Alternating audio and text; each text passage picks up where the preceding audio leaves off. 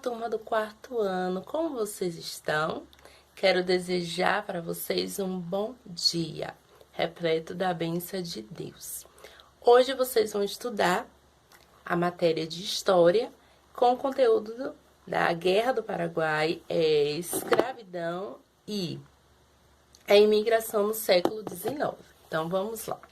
Então, a guerra no Paraguai. O que foi essa guerra no Paraguai? Qual foi o fato importante ou quais foram as consequências dessa guerra do Paraguai? Ou o que levou para que acontecesse essa guerra do Paraguai?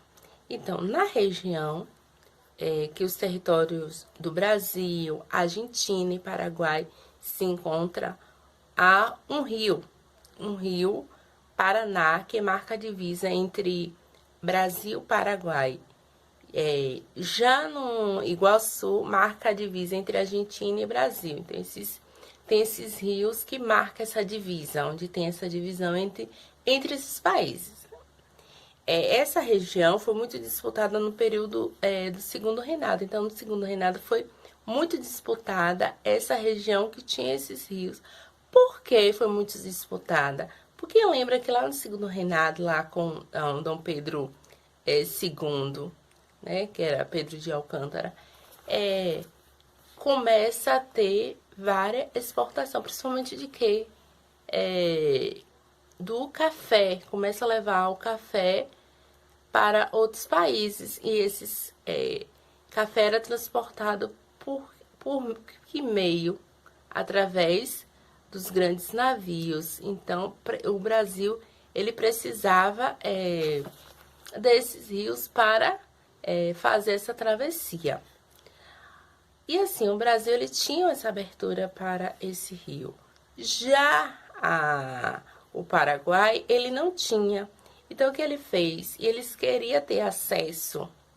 Então, ele pensa em fazer o quê? Uma guerra. Então, por isso que é chamado de Guerra do Paraguai.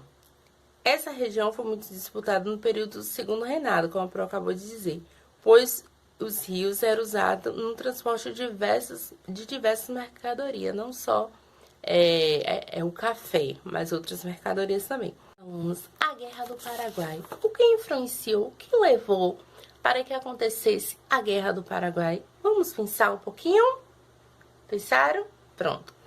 Então, se vocês forem observar, aí na página 195 tem uma imagem. E nessa imagem tem alguns países, que é o Brasil, a Argentina e o Paraguai, que faz fronteira ou está em divisa entre esses três países, que tem um rio que corta. Pois é. Tanto o Brasil quanto a Argentina tinha saída para esse rio. O Paraguai, ele não tinha acesso. E esses rios, que aliás são dois rios, eles foram bem disputados, principalmente no Segundo Reinado.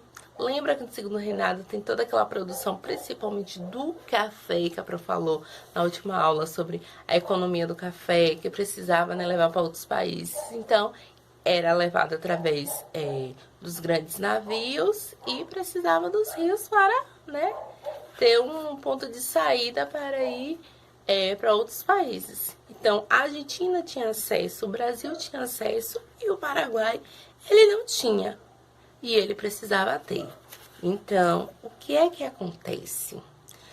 Então, disse que essa região foi muito disputada no período do Segundo Reinado, como a Pro falou, pois os rios eram usados no transporte de diversas mercadorias, não somente do café, mas outras também, o açúcar, enfim. Os paraguaios tinham dificuldade em transportar. Por que ele tinha dificuldade em transportar esses produtos também?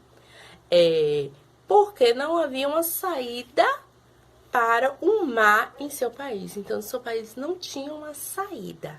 Então, a briga começou por isso. Não tinha saída no seu país. Enquanto a Argentina tinha, o Brasil tinha, o Paraguai não tinha. Com o objetivo, olha o objetivo. Com o objetivo de expandir o território paraguai Em 1864, o presidente Solano Lopes ordenou a invasão do Brasil e da Argentina. Ele falou, não, a gente quer se desenvolver, a gente quer expandir, a gente quer crescer, eu vou invadir o Brasil e a Argentina, eu vou ter o domínio desses dois países. No caso brasileiro, o Paraguai invadiu a província do Mato Grosso, porque o Brasil era dividido em províncias, né? Não tinha isso de estado, não tinha, era províncias, eram diversas províncias. Então, aqui no Brasil, o Paraguai conseguiu invadir a província do Mato Grosso. Olha. Aí, o Brasil, será que o Brasil ficou de boa, não reagiu? Deixou o Paraguai invadir? Não. O Brasil reagiu. E ele não só reagiu, mas uniu com a Argentina. Ele uniu-se à Argentina e a Uruguai. Assinou o Tratado de Tríplice Aliança contra o Paraguai. Então, ainda fez até um tratado. Uniu-se com esses dois países, ainda fez um tratado de Tríplice Aliança contra o Paraguai. No início, o exército brasileiro era composto de soldados e voluntários, mas com o tempo o recrutamento forçado passou a ser utilizado. Diversas pessoas foram enviadas aos campos de batalha, incluindo escravizados a quem era prometida a liberdade após o fim do conflito. Então, nessa época, os soldados eram aqueles soldados que eram escolhidos para ser, e voluntário, aquelas pessoas que queriam ser voluntárias. Depois eles fizeram assim, vamos obrigar alguns escravos irem também para a batalha, para defender o Brasil, ir lá contra o Paraguai. E ele fez uma promessa, uma promessa para esses escravos, que assim que terminasse esse conflito, eles iam ter a plena liberdade. Então, a guerra acabou em 1870. Então, lembra que isso foi já no 1864. Então, durou mais ou menos 6 anos. Então, a guerra terminou com a derrota dos paraguaios, que perderam grande parte da sua população nas batalhas. No Brasil também houve enormes perdas. Muitas pessoas morreram e diversas foram contraídas, sobretudo os ingleses. Certo? E depois você tem atividade, que essa aqui é a Ponte da Amizade. Quase 100 anos após o fim do conflito entre brasileiros e paraguaios, foi construída uma ponte sobre o rio Paraná, ligando o Brasil ao Paraguai, iniciada em 1956 e inaugurada em 1965. A obra recebeu o nome da Ponte da Amizade. Então, naquela época o rio virou como conflito, inimigos, inimizade. Mas depois foi criada essa ponte, depois de 100 anos, desse conflito, desse acontecimento. Foi criada essa ponte entre o Brasil e o Paraguai e foi chamada Ponte da Amizade. É interessante, A história faz mudar o pensamento das pessoas. Isso é ótimo. Quando muda-se para melhor. A gente cada vez mais tem que mudar, evoluir para um melhor. Enfim, vamos para a questão da escravidão. Na sexta-feira é Dia da Consciência Negra. A Pro também vai ter a oportunidade de falar para vocês sobre esse dia tão importante para refletirmos, para pensar quanta coisa ainda precisa mudar.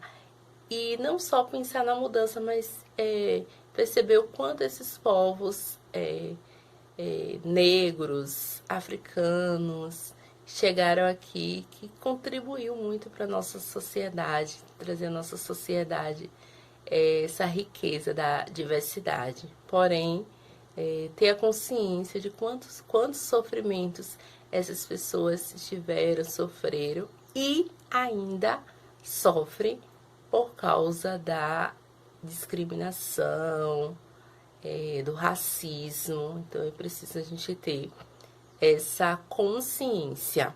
Então, vamos para a questão da escravidão. A escravidão passou a ser combatida a partir do século XIX. Então, observe que não tem muito tempo, Estamos no século XXI e esse combate, vamos dizer, começou no século XIX e em diversos lugares do mundo. E no Brasil, essa questão dividia opiniões. Tinha pessoas com diversas opiniões. De um lado, havia pessoas que desejavam o fim do trabalho escravo, ex-escravo, escritores, jornalistas e outros profissionais. Então, existiam essas pessoas que queria, desejava, ansiava pelo o fim do trabalho escravo. De outro lado, como sempre, né, até hoje ainda tem esse pensamento, tinha aqueles que desejavam a permanência da escravidão, fazendeiros, né, comerciantes de escravo, pois lucrava muito com aquele tipo de trabalho. Então, os fazendeiros, ele lucrava, não estava pagando, estava ali, era mão de obra não paga, não pagava. Tinha aqueles comerciantes que vendiam, compravam escravo e por cada compra e por cada venda eles lucravam muito. Então era um comércio para eles. Então tinha essas pessoas que eram contra ao fim do trabalho escravo. O grupo que defendia a abolição da escravidão ficou conhecido como abolicionista. Então, e vocês podem ver aí o que é que significa abolição. Então, abolição significa extinção, término, fim da escravidão, fim do trabalho escravo. Então, como foi que aconteceu a conquista da liberdade? Então, no período da escravidão, muitas pessoas deixavam de ser escravo por meio de carta de alforria. Então, eles recebiam uma carta e deixavam de ser escravo.